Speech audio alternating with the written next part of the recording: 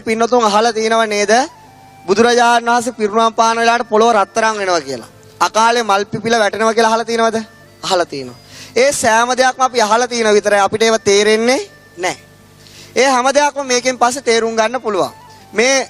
මේකට අවිලා 10කට සහභාගී වෙනකොට ඒ කියන්නේ මේ ඉගැන්වීම් 10ක් කරනකොට ලංකාවේ තියෙන ඕනම වගේ ධර්ම දේශනාවක් අහන්න පුළුවන් ශක්තියක් ලැබෙනවා. ඕනම සාමින්වහන්සේ නමකගේ ඕනම ගිහි කෙනෙක්ගේ ඕනම දේශනාවක් මොකද්ද තේරුම් ගන්න හැකියාවක් ලැබෙනවා මේක ඉගෙන ගත්තට පස්සේ. සති 10ක් යනකොට ඒක ලැබෙනවා. මේක සති 25ක් යනකොට අවසන් වෙනවා.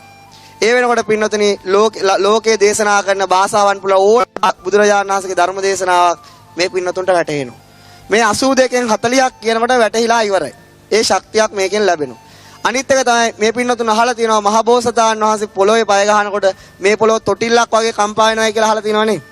ඒ කරුණ අපි අහලා තියෙනවා විතරයි අපි ඒව සද්ධාවෙන් දරාගෙන ඉන්නවා. ඒ හැම කරුණක්ම මේ ඉගෙනීමෙන් පැහැදිලි කරන්න පුළුවන්. ඒ කියන්නේ පැහැදිලි කරනකොට ඔබට තේරෙනවා මෙහෙමයි වෙන්නේ කියලා.